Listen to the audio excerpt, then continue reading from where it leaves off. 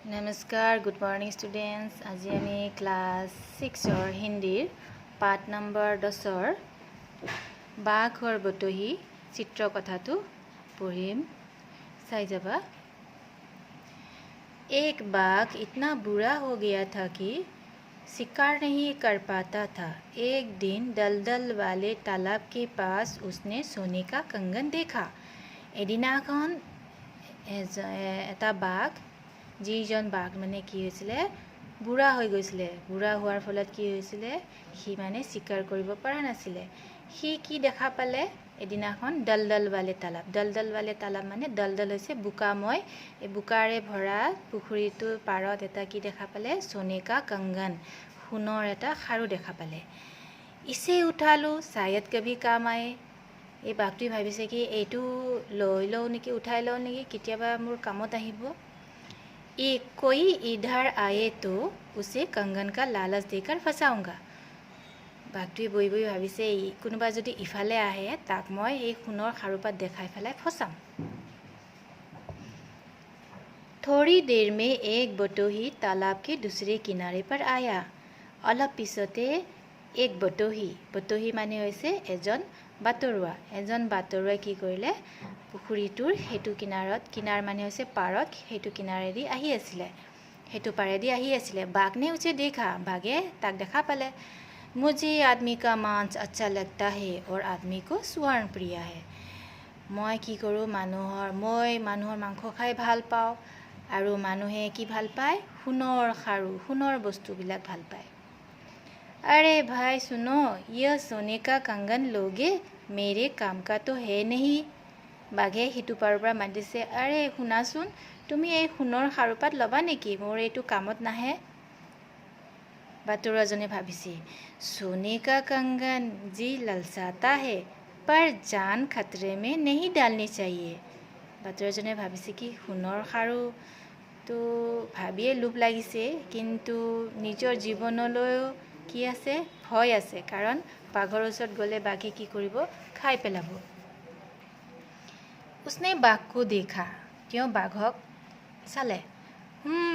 कंगन में ले तो लू, पर तुम्हारे जैसे हिंसक जानवर का विश्वास कैसे करूं? खारुपात तो मैं লৈ लम, किंतु तुमक मैं केनेके विश्वास करिम? तुम्हारा संदेह ठीक ही है। मैंने जिंदगी में बहुत पाप किए हैं, पर अब एक सन्यासी की सीख से बदल गया हूँ। तुम आकर कंगन ले जाओ। তেতিয়া বাঘে ক'লে কি তুমি যি সন্দেহ প্ৰকাশ কৰিছা এইটো ঠিকেই, কিন্তু মই জিন্দগী মানে জীৱনত মই বহুত পাপ কৰিছোঁ, কিন্তু এতিয়া মই কি কৰিছোঁ এজন সন্যাসীয়ে মোক জ্ঞান দিলে, শিক্ষা দিলে, তাৰ ফলত কি হ'ল মই সলনি হৈ গৈছোঁ। বদল গিয়া মানে সলনি হৈ গৈছোঁ। গতিকে তুমি এইটো খাৰুপাত আহি পেলাই লৈ যাব পাৰা। मैं इधर आया तो मेरी गन पाकर तुम सन्यासी की सीख भूल जाओगे। তেতিয়া বাটৰুৱাজনে ক'লে কি মই যদি সিফালে যাওঁ, মোৰ গোন্ধ পাই পেলাই, মোৰ গোন্ধ পাই যদি তুমি সন্যাসীৰ তোমাক যি জ্ঞান দিছিলে সেইবিলাক যদি তুমি পাহৰি যোৱা। তেতিয়া বাঘে ক'লে কি नहीं भूलूंगा, फिर बूढ़ा हो गया हूँ, मेरे नाखून घिस गए हैं। तुम डरो मत, तालाब में उतरो और इधर आकर कंगन ले जाओ।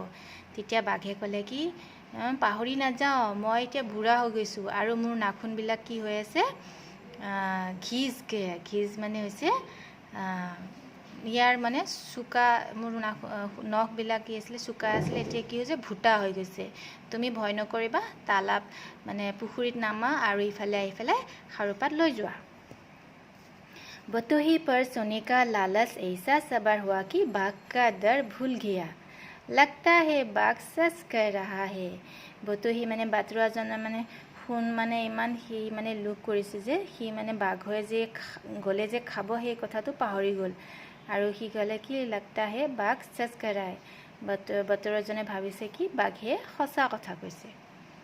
मैं उस पर जाकर कंगन ले लूँ। তেতিয়া বাটৰুৱাজনে ক'লে কি মই সিফালে গৈ আছোঁ আৰু খাৰুপাত লৈ ল'ম।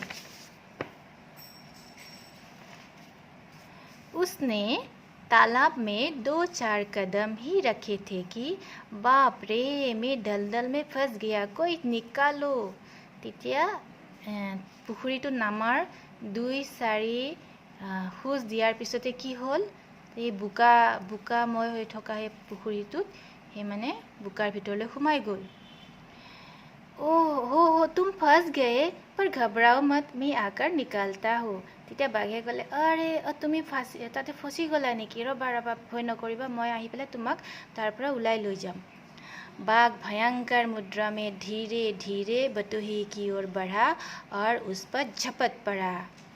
तो बाघे কি কৰিলে লাহে লাহে ভয়ংকৰ মুদ্ৰাত ভয়ংকৰভাৱে আহি পেলাই বাটুৰাজনৰ ওপৰত জঁপিয়াই পৰিল। हाय बड़ा मूर्ख हूँ जो लालच में पड़कर मैंने विवेक त्याग दी। তেতিয়া বাঘে বাটুৰাজনে তেতিয়াহে ভাবিলে কি হাই মই মানে ইমান মূৰ্খ, লোভ কৰি পেলাই মই নিজৰ বিবেক মোৰ জ্ঞানক কি কৰিলোঁ পাহৰি গ'লোঁ যে বাঘ হয় হিংস্ৰ প্ৰাণী, তাৰ ওচৰত গ'লে যে সি মোক খাবই। তাৰপিছত চোৱা বাঘে পূৰা জুই জ্বলাই পুৰি পেলাই মানুহৰ বাটুৰাজনৰ মাংসখিনি খালে।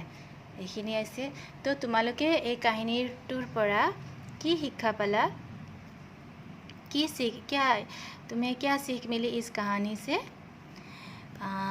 इस कहानी से 2 सीख मिलती है। एक तो है लालच नहीं करना चाहिए और किसी की मीठी मीठी बातों पर नहीं आनी चाहिए।